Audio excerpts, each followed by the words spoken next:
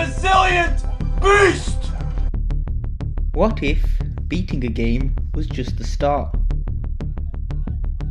What if the real challenge was finishing it faster and faster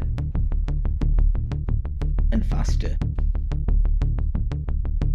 Welcome to the world of speedrunning, where precision, creativity and obsession collide.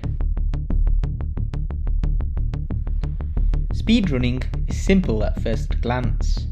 Complete a game as quickly as possible, but dive deeper and you'll find a world full of techniques, strategies and entire communities built around shaving off seconds or even frames from a run. Players compete across categories like any percent, 100% and glitchless, each demanding different skills and mindsets. When you walk into an arcade, any arcade, come with an open mind. An open mind is easy to expand. This is a gratifying experience, source of self-esteem, enjoyment in life. You have been recruited by the Star League to defend. Speedrunning's DNA goes back to the 1980s arcades, games like Street Fighter and Mortal Kombat where fast reflexes meant survival.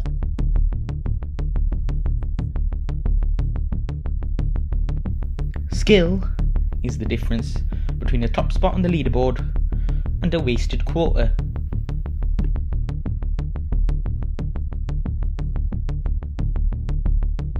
But it was Doom in 1993 that lit the spark. Doom let players record their runs, building the first real speedrunning communities. Honorific titles like Doom Master were awarded to the fastest and most skilled players.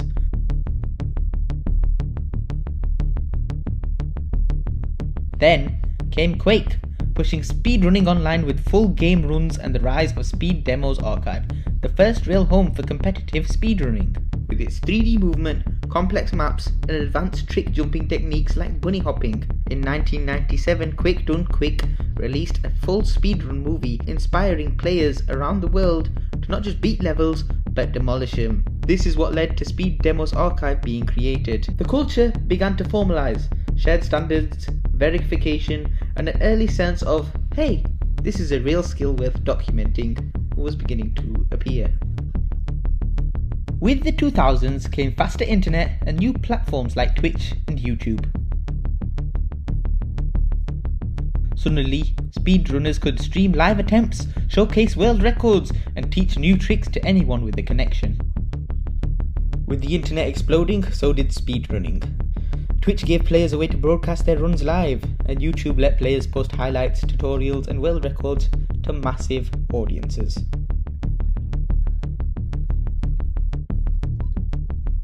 Games like Super Mario 64, The Legend of Zelda Ocarina of Time, even Minecraft became speedrunning icons, with players finding glitches, skips and tricks that even the developers today never imagined.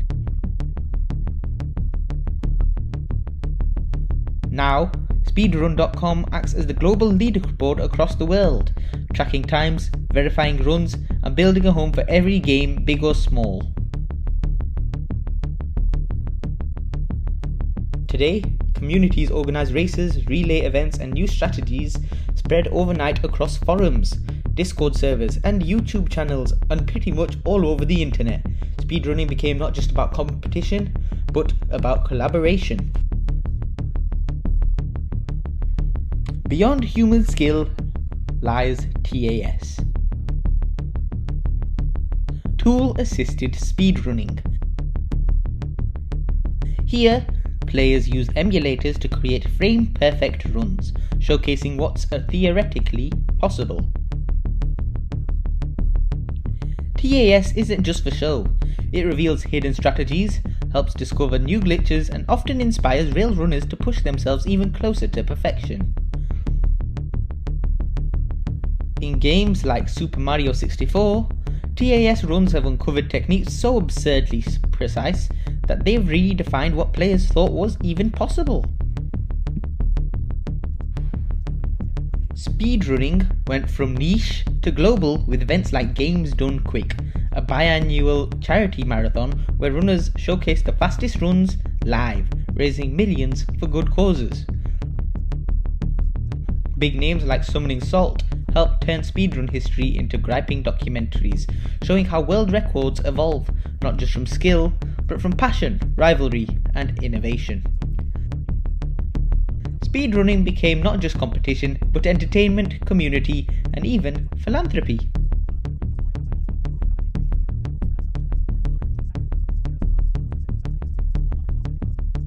Speedrunning had become a force for good. Twice a year, Games Done Quick brought the speedrunning community together for charity marathons that have raised over $40 million for organisations like the Prevent Cancer Foundation and Doctors Without Borders.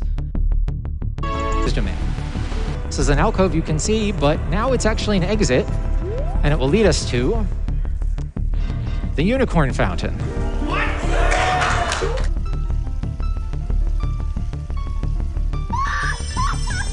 The events are live streamed around the world, featuring everything from AAA classics to obscure indie gems, all completed at a breakneck speed, often with hilarious commentary or jaw-dropping technical skill.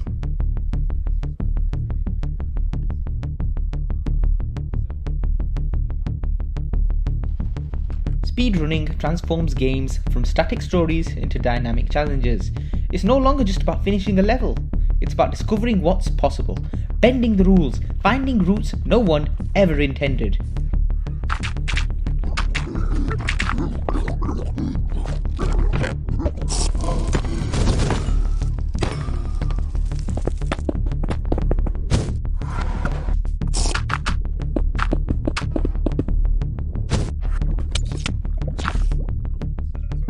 It teaches problem solving, perseverance, and creativity. It's a test of not just reflexes, but patience and imagination.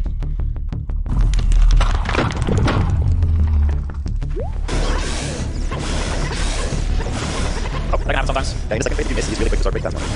There we go. Great line. The big one. You can press this one. Oh, okay. Yeah, this one. And I'll take this one. So, and time is... time. Thank you very much, TSA, for having me. And best of all, anyone can join in, whether you're chasing a world record or just your personal best. Speedrunning is about pushing yourself and your games to their limits. From dingy arcades to million-dollar streams, speedrunning has evolved into one of gaming's purest forms of expression. It's skill, it's art, it is a science.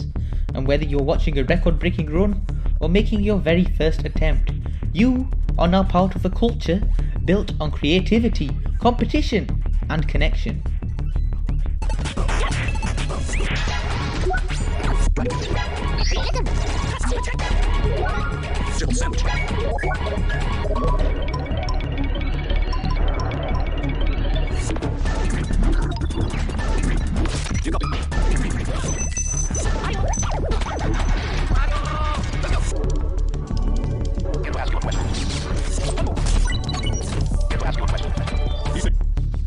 Thanks for watching, and remember, just like in life, in speedrunning, every second counts.